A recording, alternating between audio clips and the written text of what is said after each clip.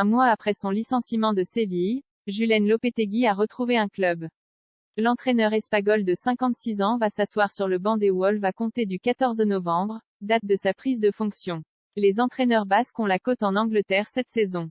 Après Unai Emery qui a remplacé Steven Gerrard à Aston Villa il y a quelques jours, c'est à Julen Lopetegui de débarquer en Première Ligue, tout juste un mois après son éviction de Séville. Les mauvais résultats avaient eu raison de l'avenir de l'entraîneur espagnol, remplacé le 5 octobre par Jorge Sampaoli. Julen Lopetegui est devenu ce samedi l'entraîneur de Wolverhampton, actuel 19e de Première Ligue, une place loin des objectifs fixés en début de saison.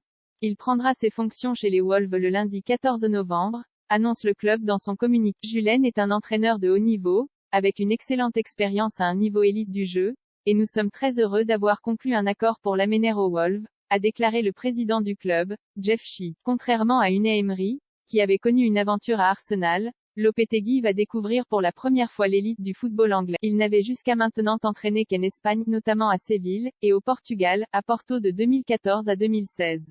Il succède à deux Portugais. C'est une habitude pour Wolverhampton de faire appel à des entraîneurs étrangers. L'équipe a d'ailleurs eu ces dernières saisons une grosse consonance portugaise, à l'image de ses entraîneurs. Après les bons résultats de Nuno Espirito Santo entre 2017 et 2021, Bruno Lage avait pris la suite de ce dernier, parti pour Tottenham, une aventure qui avait été de courte durée. L'affaire s'est aussi corsée pour Lage qui a peu à peu connu de grosses difficultés sur le plan sportif, jusqu'à être démis de ses fonctions le 2 octobre dernier. Avant l'arrivée de Julen Lopetegui, l'intérim était assuré par Steve Davis.